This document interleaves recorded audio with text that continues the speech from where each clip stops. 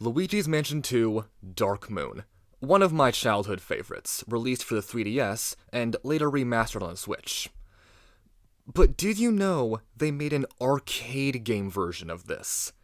I'm serious, Luigi's Mansion Dark Moon has an arcade game, which I thought for sure was only in Japan, but I was visiting Gatlinburg, Tennessee with my family and just randomly found one. You're given a physical toy of the Poltergust 5000, which has two buttons, one at the front for the strobulb flashbang, and one on the handle for the vacuum. What do I do here? Across all of the Luigi's Mansion games, the main mechanic has always stayed consistent. Suck up a ghost with the vacuum, and while they try to flee, you pull on the joystick in the opposite direction. Simple. But this is the best it has ever felt, because instead of simply moving back on a joystick, you have to physically pull on the Poltergust toy, making it feel much more real. On top of that, whenever you press the vacuum button, the Poltergust toy will begin to vibrate until you stop holding it, making the whole thing feel much more immersive. It feels so real as well. It's very immersive, vibrations and everything. Best of all, whenever you successfully suck something up, whether it be a ghost or a coin or whatever, the Poltergust toy will make an aggressive click. I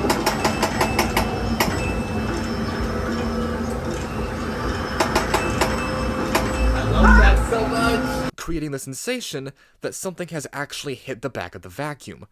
Combine all these things, and it creates an experience that's shockingly immersive for a Luigi's Mansion game.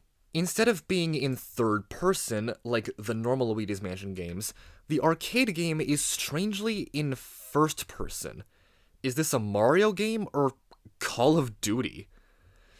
Jokes aside, this actually makes the game so much better. The game lets you play through 3 of the areas from Dark Moon: the Gloomy Manor, the Old Clockworks, and what I'm assuming is the Treacherous Mansion? I didn't end up playing that level. There is no real way to move. The game moves for you, and the only real gameplay is the ghost catching. But that's not necessarily a bad thing, because the Poltergust toy is so incredibly immersive that it is legitimately one of the greatest gaming experiences I've ever had, and I mean that. Literally, my only complaint is that the vacuum mechanic is a little too precise. While the ghost is fleeing, you have to pull in the opposite direction.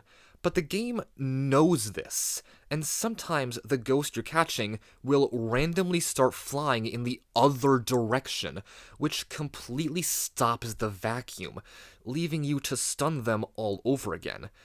But the ghosts seem to almost take advantage of this, because the second one of the ghosts would break free, the rest would completely gang up on me. And every time this happened, I would just wind up getting killed and losing the game completely.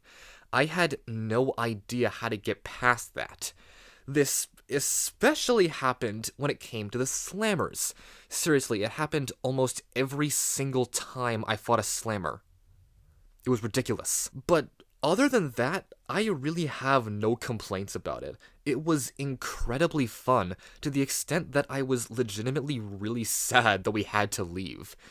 If you ever find one of these at some sort of local arcade, or perhaps you're visiting Gatlinburg, do yourself a favor and play this. It's amazing. I guarantee you will love it. Just a warning though, the sound effects are set at a deafening volume.